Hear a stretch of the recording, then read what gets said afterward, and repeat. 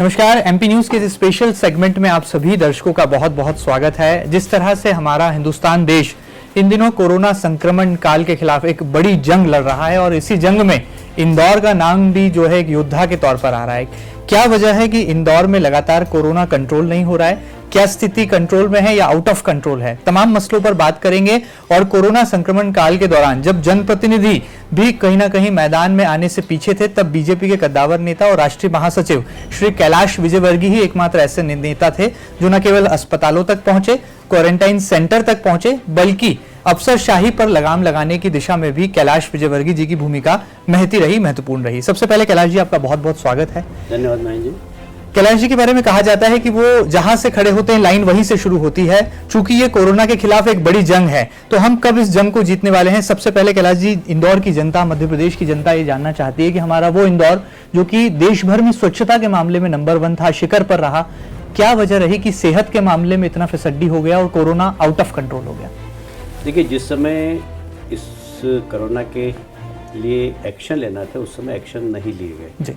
मैं किसी को दोष नहीं देना चाहता, और एक प्रदेश में एक ऐसा समय आया था जब सत्ता परिवर्तन हो रहा था जी।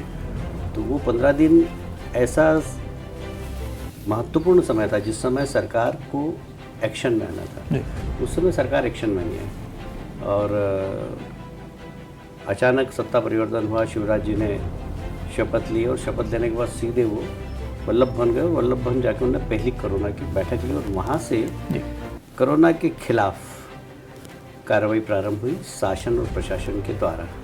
जब तक इंदौर काफ़ी पिछड़ गया था। एक बार कोरोना जैसे संक्रमण में अगर आप पिछड़ गए तो उसको ठीक करने में काफ़ी समय लगता है, और मुझे कहते हुए बहुत प्रसन्नता है कि हम उस संकट से निकल गए जी। पर वह संकट जो सारी दुनिया के अंदर है वो इंदौर में भी है। पर जो एक भयावह संकट था, जो एक ऐसा संकट था जो शहर को बैठा देता, वो संकट से हम पार हो चुके हैं।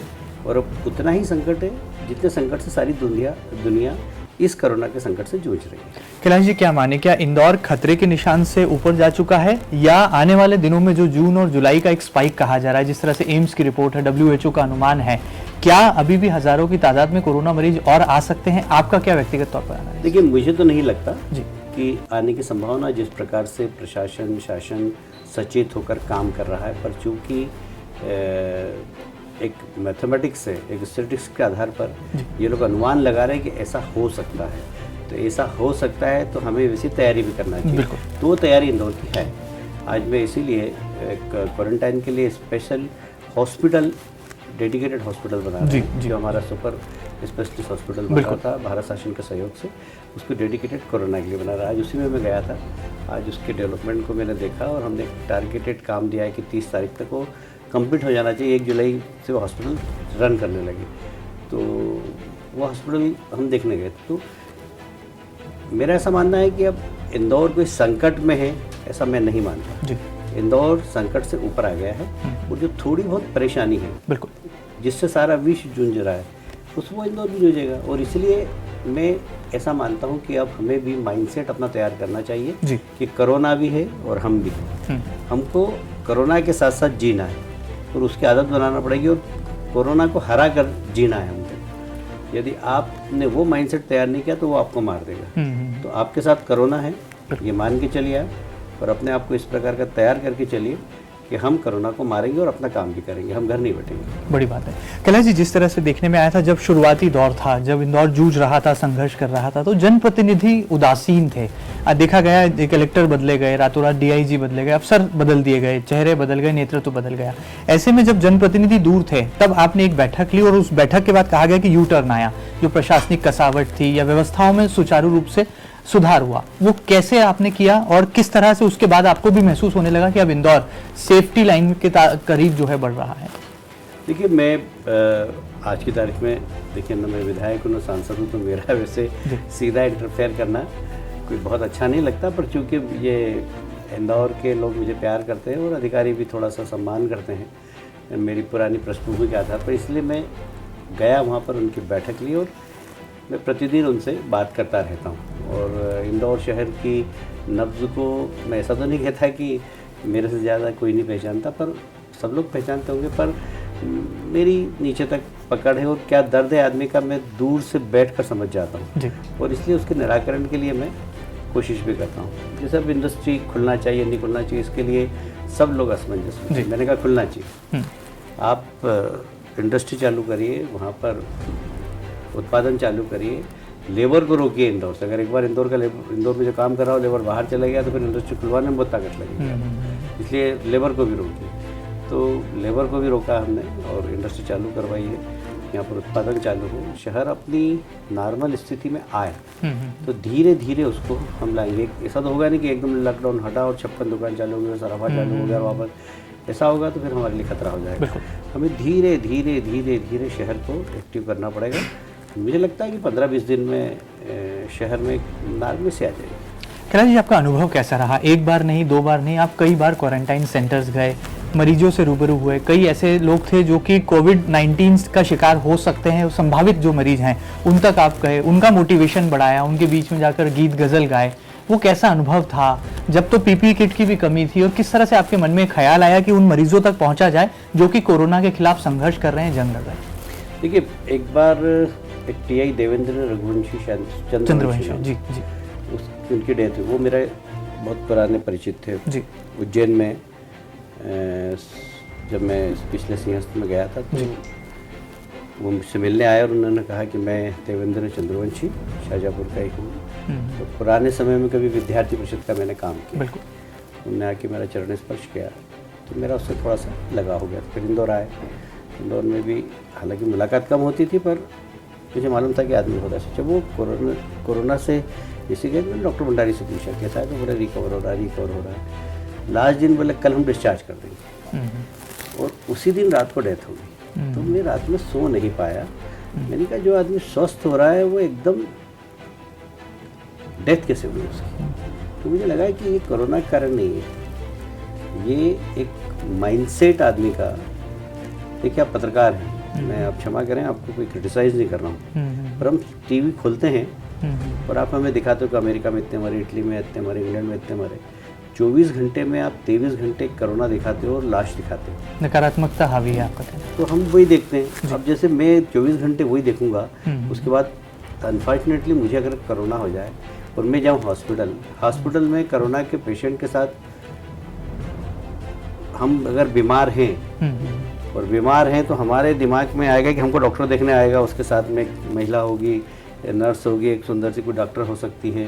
तो हम एक माइंडसेट है हमारा कि डॉक्टर आएगा और उसके साथ 2-3 महिलाएं भी होगी और हमें देखेंगे, हमें चेकअप होगा। अभी क्वारंटाइन पेशेंट पड़ा हुआ है, उसके पास डॉक्टर के नाम पर एक मास्क लगाए हुए, गॉगल लगाए हुए एक व्यक्ति जाता, वो दूर से बात करता, ग्लव्स पहने हुए हैं, देखता तो उसको लगता है कि डॉक्टर है कि यमदूत है कोई। उसको डॉक्टर की तो फीलिंग ही नहीं होती, तो वो यूँ डर जाता है बेचारा। वो दिन भर में 2 बार जाता, बाकी किसी से मिलने नहीं देते हैं उसको। तो अब सोचिए कि एक मरीज बिस्तर पर पड़ा हुआ है और 24 घंटे में 2 बार उससे सिर्फ डॉक्टर मिलने जाएगा और नर्स उसको 2 बार दवा देने जाएगी, उसके बाद वो 24 घंटे पड़ा रहेगा, तो क्या सोचेगा? मानसिक अवसाद का शिकार हो, बिल्कुल हो जाएगा। तो वो कोरोना से नहीं मरेगा, वो कोरोना की दहशत से मरेगा। बिल्कुल। ऐसे समय में उसको उससे निकालना। तो फिर मैंने इंदौर के सारे डॉक्टर्स की बैठक ली और सबसे कहा कि आप जो मेडिसिन दे रहे हैं उससे हमारे यहाँ डेथ रेट ज़्यादा था जी। तो मैंने कहा कि डेथ रेट इसलिए ज़्यादा है कि कोरोना का प्रॉपर वैक्सीन है नहीं, और उसके बाद फिर वो अवसाद से मर रहा है, कोरोना से नहीं मर रहा है।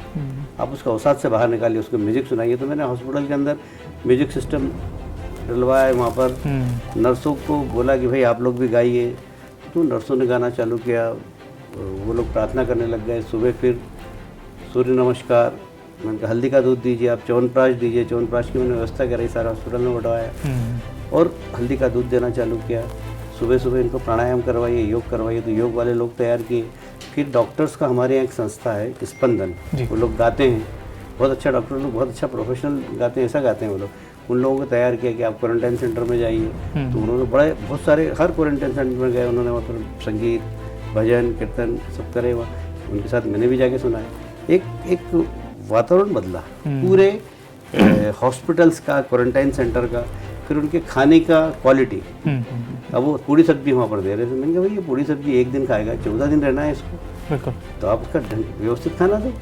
फिर रात में मच्छर काट रहे हैं, तो मैंने कहा अरे यार देखो भाई ये तो मच्छर काटने की, मैंने कहा आप कछुआ छाप अगरबत्ती लगाओ यहाँ पर।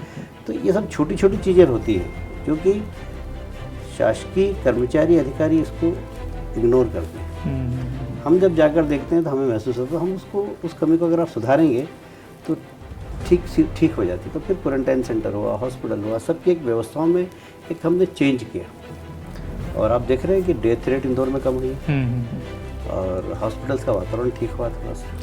क्या कभी कैलाश जी को डर लगा क्वारंटाइन सेंटर जाते हुए, अस्पताल परिसर जाते हुए, क्योंकि इतनी सख्ती, लॉकडाउन, देश में पूरी जनता अपनी की चारदीवारी में बंद है और कैलाश जी वो अस्पतालों तक पहुंच गए, क्वारंटाइन सेंटर तक पहुंच, कभी कोई डर लगा? मुझे कभी डर नहीं लगता, पर हाँ घर के लोग बहुत डरते हैं। मतलब मैं जिस दिन अरविंद हॉस्पिटल गया तो नीचे सोया नौकर वाले कमरे में। अभी भी मैं बाहर से आता हूँ तो गर्म पानी से 5 मिनट तक शावर के नीचे खड़ा रहता हूँ, उसके बाद फिर ठंडे पानी से नहाता हूँ।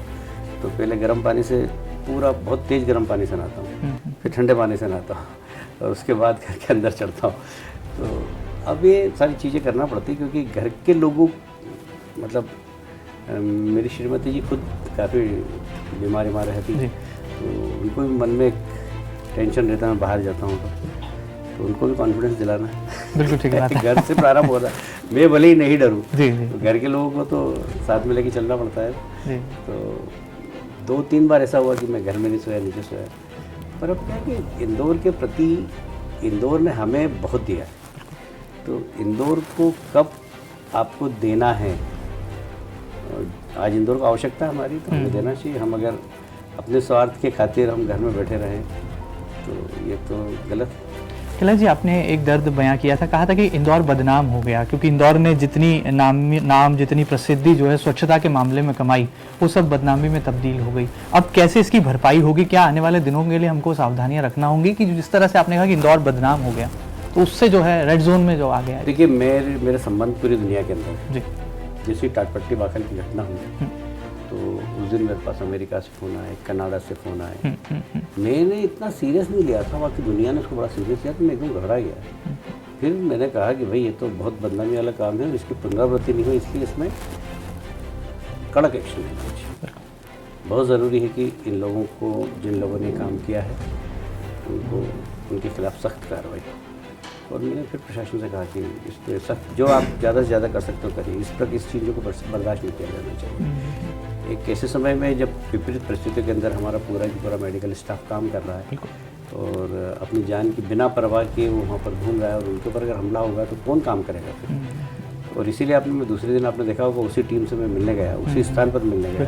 वहाँ से मैंने मुख्यमंत्री से बात कराई, महिला डॉक्टर तृप्ति डॉक्टर, मुख्यमंत्री से बात कराई। और मैं भी सारी मुस्लिम बस्तियों में गया। मैंने कहा भाई ऐसा है कि ठीक है, एक वीडियो चल रहे थे अलग अलग प्रकार की कि करो ना, 5 बार नमाज पढ़ो तो कोरोना नहीं होगा। और एक भ्रम समाज के अंदर फैला दिया था, अल्पसंख्यक समाज के अंदर, हमको कोरोना नहीं हो सकता, हमको कोरोना नहीं हो सकता। मैंने उनको समझाया, मैंने कहा देखिए सामने कुआं है और यदि हम जाएंगे और कुएं में कूदने की कोशिश करेंगे, हमको अल्लाह बचा लेगा या मेरा हनुमान जी बचा लेंगे, तो ना अल्लाह को फुर्सत है, हनुमान जी को फुर्सत है कि आप मूर्खता कर रहे हो तो वो बचाने आएंगे। मैंने कहा जरा माइंड को अप्लाई करिए और कम से कम स्वयं आग से मत खेलें। तो मुझे बहुत प्रसन्नता है कि इंदौर के अल्पसंख्यक समाज ने भी और उनके नेताओं ने भी, धार्मिक नेताओं ने भी इस बात को समझा और सहयोग किया, और जिन लोगों ने इस प्रकार की हरकत की उनकी निंदा की। कैलाश जी, क्या लगता है, आपके बारे में कहा जाता है कि आप जहाँ जाते हैं वहाँ पर सियासी तूफान ले आते हैं। पश्चिम बंगाल में इन दिनों अम्फान आया हुआ है, महा तूफान कहा जा रहा है। क्या लगता है देश इस संकट की घड़ी में भी जो है इस तरह से प्राकृतिक आपदा को कैसे इसका सामना करेगा? और पश्चिम बंगाल जहाँ के तो स्वयं आप प्रभारी भी हैं, वहाँ क्या हालात है, वहाँ पर कैसे आप स्थिति पर नजर बनाएं? ठीक है, मैं आज सुबह मेरी वीडियो कॉन्फ्रेंसिंग हुई वहाँ पर और मेरी सब लोगों से बात भी। हमारे 6 जिले प्रभावित थे जहाँ पर कि हमारे कार्यकर्ताओं ने कैंप लगा रखे हैं, हमारे मेडिकल कैंप लगे हुए हैं वहाँ पर, और हमने माइकिंग के माध्यम से वहाँ पर लोगों को अवेयरनेस के लिए भी वहाँ पर काम किया। प्लस आंधी तूफान चलेंगे तो जो गरीब लोग हैं उनकी झोपड़े उड़ जाएंगे तो हमने वहाँ प्लास्टिक तारपोलिन कम से 5-10 हज़ार वहाँ पर लगा रखी है, इकट्ठी कर रखी है कि तूफ़ान के बाद लोगों को ठीक तरीके से सुविधा मिल जाए, उनके भोजन की व्यवस्था की हमने वहाँ व्यवस्था कर रखी है। तो तूफ़ान के बीच में भी सरकार जो कर रही पर पार्टी के कार्यकर्ता की भी जवाबदारी है। तो वहाँ पर संघ परिवार सब मिलकर अभी तूफ़ानी क्षेत्र में हमारा एक कंट्रोल रूम बना हुआ हर जगह 6 जिलों के अंदर, पर हमारे कार्यकर्ता 24 घंटे वहाँ पर लगे रहेंगे। जो वो कर सकेंगे सेवा वो करेंगे, अन्यथा सरकार को इन्फॉर्म करेंगे। तो तूफ़ान से बचने के लिए हमारे कार्यकर्ता लगे हुए हैं, राज्य सरकार भी लगी हुई है और केंद्र सरकार तो अपना टीम के साथ NDFR की टीम लगी हुई है। कैलाश जी, आप देश और दुनिया में अलग अलग राज्यों के दौरे लगातार करते रहते हैं। भारत की स्थिति इस कोरोना संक्रमण काल के बाद क्या होने वाली है?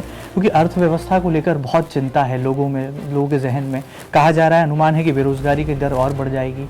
लगातार ऐसे भी हालात बन रहे हैं कि भुखमरी की स्थिति भी बन सकती है। ऐसे में हमारे देश को इस संकट की घड़ी से निकलने के बाद किस संघर्ष का सामना करना पड़ेगा, आपका अनुमान क्या है? देखिए, कोरोना के बाद एक नए युग की शुरुआत हुई। बिल्कुल।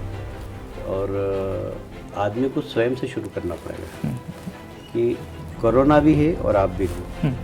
तो एक डिसिप्लिन जीवन जिसमें आपके योग, प्राणायाम, ध्यान, खान पान प्लस हमारा वर्किंग स्टाइल, बिल्कुल इस सब के ऊपर हर व्यक्ति को ध्यान रखना पड़ेगा। तो स्वयं से चालू करना पड़ेगा, अपने परिवार से चालू करना पड़ेगा और एक नए युग की शुरुआत मानता हूँ मैं इसे। निश्चित रूप से कई व्यवसाय इसमें प्रभावित होंगे, पर कई नए व्यवसाय भी खुलेंगे। जैसे अब टूरिज़्म अभी 2 साल के लिए ख़त्म हो जाएगा एकदम। तो टूरिज़्म एक बहुत बड़ा रोजगार देने वाला बिल्कुल क्षेत्र है, पर अब मुझे लगता है कि 2 साल इस इंडस्ट्री में अभी बहुत नुकसान हुआ है, पर इसके साथ दूसरी इंडस्ट्री चलेगी, फार्मेसी चलेगी, योगा एक बहुत बड़ी इंडस्ट्री के रूप में आएगी, आयुर्वेद बहुत बड़ी एक इंडस्ट्री के रूप में आएगी। मेरा ऐसा मानना है कि हमारी विधा, चाहे योग हो, प्राणायाम हो, आयुर्वेद हो, इम्यूनिटी, हमारा खान पान, इसको हमें अब विश्व में बताने की आवश्यकता है। हम विश्व लीडर बन सकते हैं। इसलिए हमारे किचन में जितने भी सामान हैं, एक एक सामान, राई, जीरा, हींग, तेजपान, दालचीनी, आप समझ लीजिए कि नीम, आपके तुलसी, अदरक, ये सब इम्यूनिटी पावर बढ़ाने वाले हैं। बिल्कुल। और इसलिए हमारा किचन दुनिया के सामने बताना चाहिए कि भारत में क्या है। क्लिनिक बन के आ जाएगा। ये क्लिनिक है, ऐसा है कि ये भानुमति का पिटारा है। बिल्कुल। पूरा की पूरा। और मैं समझता हूँ कि आयुर्वेद एक बहुत बड़ी इंडस्ट्री के रूप में आ सकती है। इसकी खेती हम वर्ल्ड लीडर बन सकते हैं इसमें। तो कुछ इंडस्ट्री समाप्त होगी और कुछ इंडस्ट्री के अवसर भी बनेंगे। अब उस अवसरों को तलाशना और उसको, इसमें सरकार की भूमिका भी सकारात्मक चाहिए। और मुझे ये कहते हुए गर्व है कि देश के प्रधानमंत्री ने कोरोना आया उसके बाद फिर आयुष मंत्रालय को काम पर लगाया। बिल्कुल। और आयुष की एडवाइजरी सारे देश के अंदर जारी हुई। तो काढ़ा, बिल्कुल, दूध, हल्दी, ये जो हॉस्पिटल में देना चालू हुआ, एम्स जैसे हॉस्पिटल में इन्होंने देना चालू किया। मैं समझता हूँ कि बहुत अच्छा प्रयास था। आज़ादी के बाद कोई ऐसा पहला प्रधानमंत्री है जिसने आयुष की महत्ता को मतलब इतने गंभीरता के साथ देश को बताया। और मैं समझता हूँ देश उसका पालन कर रहा है। आज घर घर में काढ़ा क्या होता है लोग समझने लगे। बिल्कुल ठीक बात है। आज अजवाइन का काढ़ा, हल्दी, अदरक, तुलसी घर घर में लोग पीने लगे। मतलब मैं डेली पीता हूँ। तो काली मिर्ची, ये सब डेली पीते हैं। तो इसके साथ ही अब कुछ चीज़ों का ध्यान भी रखना पड़ेगा। जैसे मैदे से बनी हुई चीज़ें, यदि आप अपने बच्चों को प्यार करते हो तो मैगी को किचन से उठा के फेंक दो। ब्रेड बिल्कुल नहीं होना। आपको ब्रेड खाना तो आटे की खाइए। यदि आप मैदा अपने बच्चे को खिला रहे हैं, इसका मतलब आप बच्चे से प्यार नहीं करते हैं, उसको जहर दे रहे हैं। यदि बच्चों को आपको स्वस्थ रखना है तो मैदा से बचाइए। मैं चाहता हूं कि ये आपके माध्यम से जी, लोगों के बिल्कुल। घर तक जाए बिल्कुल।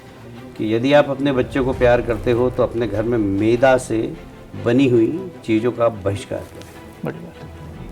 क्योंकि अब आपको एक नए जीवन की शुरुआत करना, अपने इम्यूनिटी पावर बढ़ाना है, अपने शरीर के अंदर प्रतिरोध क्षमता बढ़ानी है, तो उसके लिए आपको क्या खाना उसका चयन जो है बड़ा सोच समझ कर करना पड़ेगा। होगा। तो इसीलिए मैंने कहा हर व्यक्ति को अपने से शुरुआत करना, अपने परिवार से शुरुआत करना, उसके बाद फिर समाज और देश पर उसको ले जाना। शुरुआत आपको अपने से करना पड़ेगा। कैलाश जी, आपने सरकार की भूमिका की बात करी। मध्य प्रदेश की सरकार कैसा काम कर रही है और इस चुनौतीपूर्ण स्थिति में, इस विपरीत हालातों में कैसे हमारी सरकार, जिसमें मुख्यमंत्री जी और 5 मंत्री हैं? आज एक बहुत बड़े ब्यूरोक्रेट से मेरी बात है जी। तो बोले सर ये मध्य प्रदेश का सौभाग्य है कि प्रदेश में सरकार बदल गई। यदि वो वाली सरकार होती और कोरोना होता तो आप मान के चलिए इंदौर में 1000 लोग मरते, क्योंकि जो वे ऑफ वर्किंग उस सरकार का था वो ऐसा था कि उसमें लापरवाही चल रही थी। एक ब्यूरोक्रेट का वर्षन बता रहा हूँ मैं आपको, और बहुत सीनियर लेवल का ब्यूरोक्रेट। बोला हमने 14 महीने उनके साथ काम किया तो हमको मालूम है कि उनका उद्देश्य क्या था, वो क्या सोचते थे। जिस रूट लेवल पर आप लोग काम कर रहे हैं उस रूट लेवल पर जाने की उनके माइंडसेट ही नहीं था उनका, और इसलिए ये इस प्रदेश के सौभाग्य की सरकार बनी। बड़ी सच्चाई है। अच्छा कैलाश जी, राजनीति का परिदृश्य भी बदल रहा है। इन दिनों हाईटेक हो रही है राजनीति, जूम पर बड़ी बड़ी बैठकें, कॉन्फ्रेंसेस हो रही हैं, नेट के जरिए जो है नेता अपने लोगों तक अपना संदेश पहुंचा रहे हैं। ये जो आयाराम गयाराम की राजनीति है, इसे लेकर आप क्या कहेंगे? व्यक्तिगत तौर पर आप इसे लेकर कितना सहमत हैं?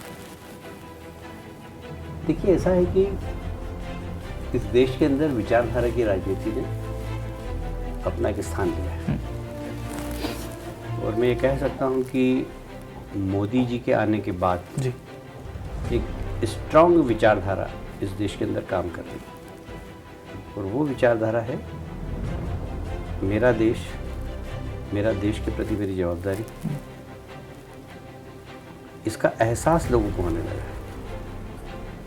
मैं बहुत दावे से कह रहा हूँ कि देश के पहले प्रधानमंत्री नरेंद्र मोदी, जिन्होंने कहा कि जनता कर्फ्यू, बिल्कुल, तो मैंने देखा कांग्रेस के लोग घर के बाहर से नहीं निकले। जो कांग्रेस के काम करते हैं वो लोग घर के बाहर नहीं निकले। 100% पालन हुआ। मैंने देखा कि जब उन्होंने कहा कि थाली बजाओ तो कांग्रेस के लोगों ने थाली बजाई। मैंने अपनी आंखों से देखा। जी बिल्कुल।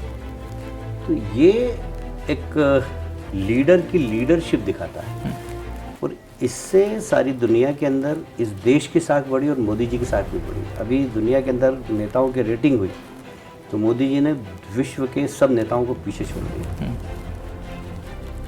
में एक आइडियोलॉजी अभी एक चल रही है जिसमें बहुत सारे ऐसे राजनीतिक दल के लोग हैं जो मोदी जी जिस दिशा में चल रहे हैं उस दिशा में चलना चाहते हैं। तो अपनी पार्टी में ही उन्होंने असहमति बताकर और पार्टी छोड़कर वो हमारे साथ आ गए। इसको आयाराम गयाराम नहीं कहेंगे, इसको मानिए आपकी एक आइडियोलॉजी जो देश को मजबूत कर रही है, जो देश को विश्व लीडर बना रही है।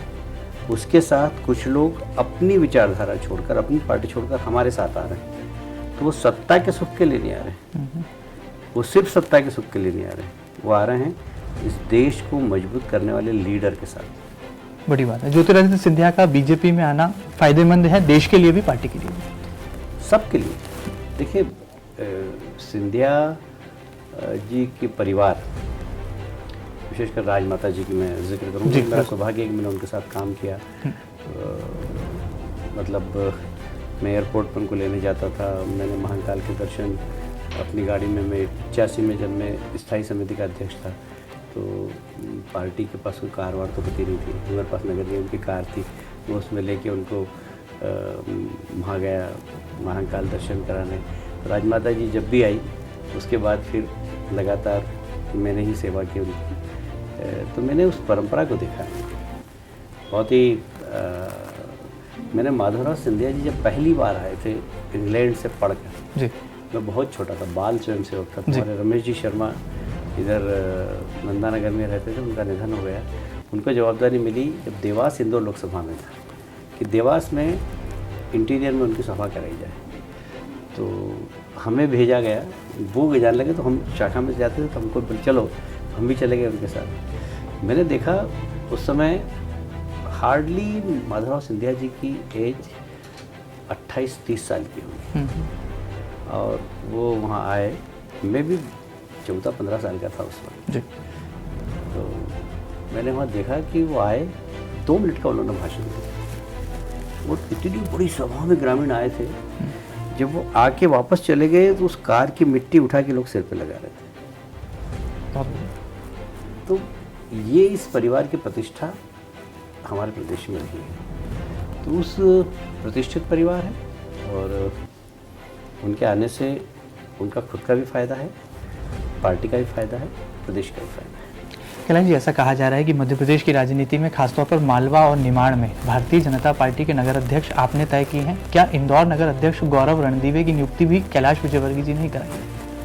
देखिए, मैंने कभी भी इस चक्कर में पड़ा ही नहीं आज तक कि भाई ये अध्यक्ष बनना चाहिए, ये अध्यक्ष नहीं बनना चाहिए, उसको बनाना चाहिए, उसको नहीं बनाना चाहिए। मेरे नाम पे लोग चस्पा कर देते हैं, मुझे कोई फ़र्क भी नहीं पड़ता उससे। अभी पूरे मालवा निमाड़ में बोले कि जो जिसको मैंने चाहा उसको अध्यक्ष बनाया, ऐसा नहीं है। मैं ये जरूर चाहता था कि नया नेतृत्व तो आ गया है। देखिए, मुझे याद है अच्छी तरीके से हम लोग स्टूडेंट पॉलिटिक्स में थे और धारकर जी और धर्म साहब ने निर्णय लिया कि नगर निगम के चुनाव में हम नई पीढ़ी को लड़ाएंगे।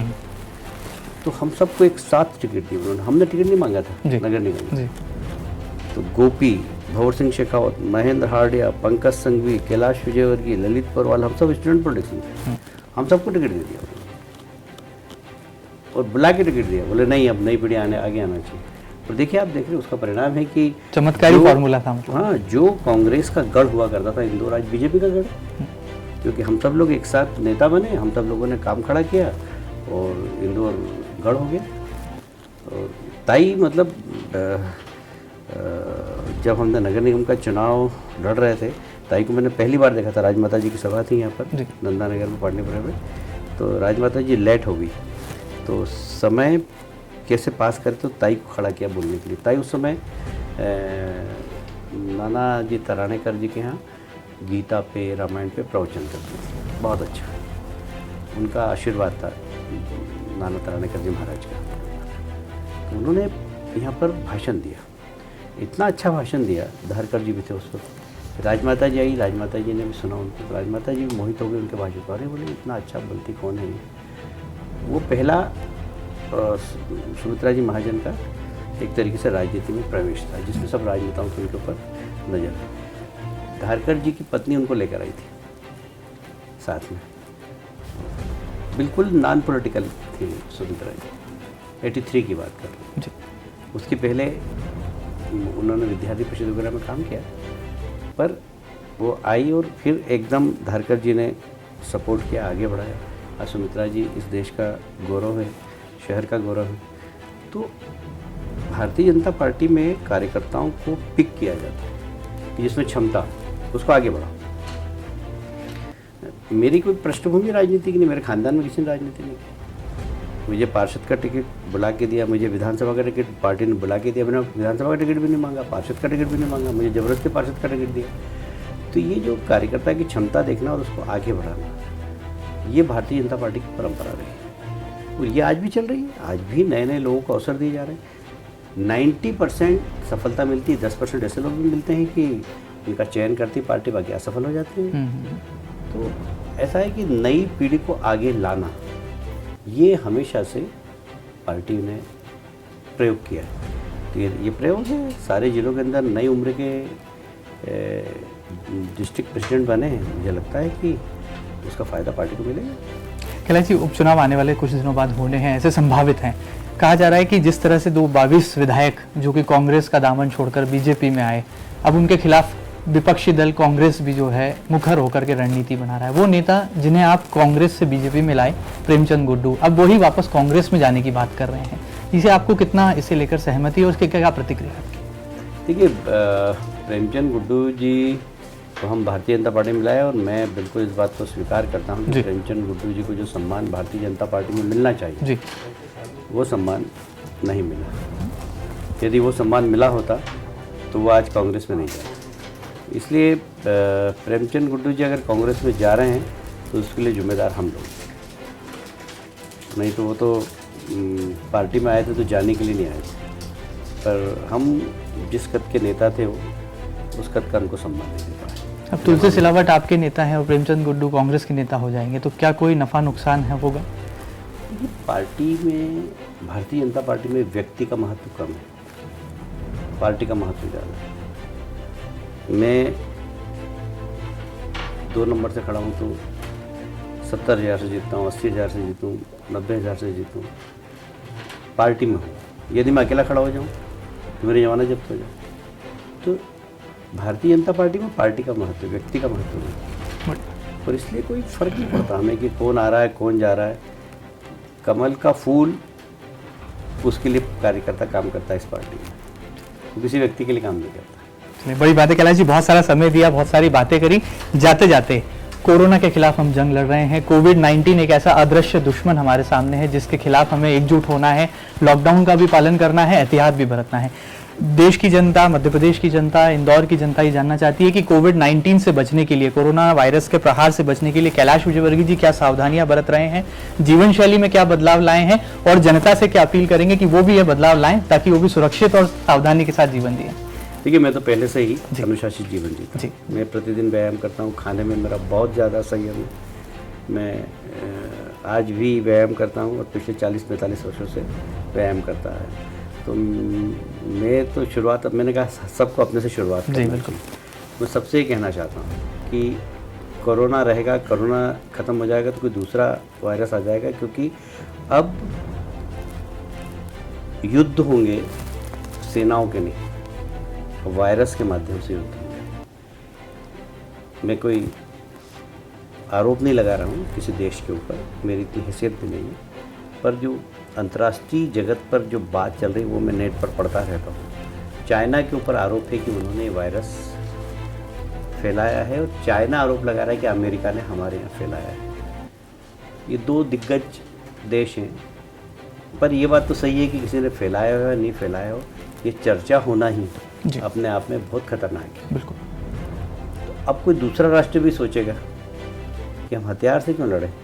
इतना सा पिस्सू अगर जाकर और ख़त्म कर देता है एक राष्ट्र के अंदर, एक राष्ट्र को हिला देता है, तो हम भी वहाँ पर भेज देंगे। तो अब जो आने वाला जो समय है वो वायरस वार का होगा, तो हमें अपने आप को बचाना है। बिल्कुल। हम वायरस से कैसे जीते उसके लिए हमको तैयार होना है, हमारे बच्चों को तैयार करना है। तो हमें अपने घर से शुरुआत करना पड़ेगी, अपने परिवार से शुरुआत करना पड़ेगी। हमें क्या खाना, क्या पीना, इसके बारे में हमें विचार करना पड़ेगा।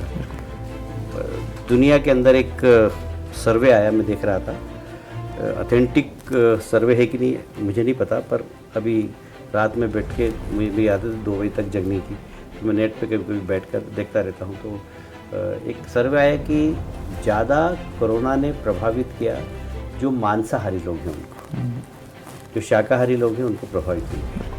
इससे डेथ हुई है उन लोगों की, या तो बुज़ुर्ग हैं या शुगर पेशेंट हैं या किसी प्रकार की उनको पुरानी अस्थमा है, वो लोग, उनकी डेथ हुई, या बच्चों की डेथ हुई। यंग लोग इससे बचे हैं। तो इसका मतलब है जिसमें इम्यूनिटी पावर है, जिसमें लड़ने की क्षमता है, तो हम किसी भी उम्र में अपने आप को अंदर से मजबूत करने के लिए एक इम्यूनिटी पावर हमारा बना के रखना। तो अपने घर के बुज़ुर्ग का भी इम्यूनिटी पावर कैसे बढ़े, उनके खान पान, उनकी दिनचर्या, उनकी मालिश, उनका योगा, उनका मेडिटेशन, इसका हमें ध्यान रखना पड़ेगा।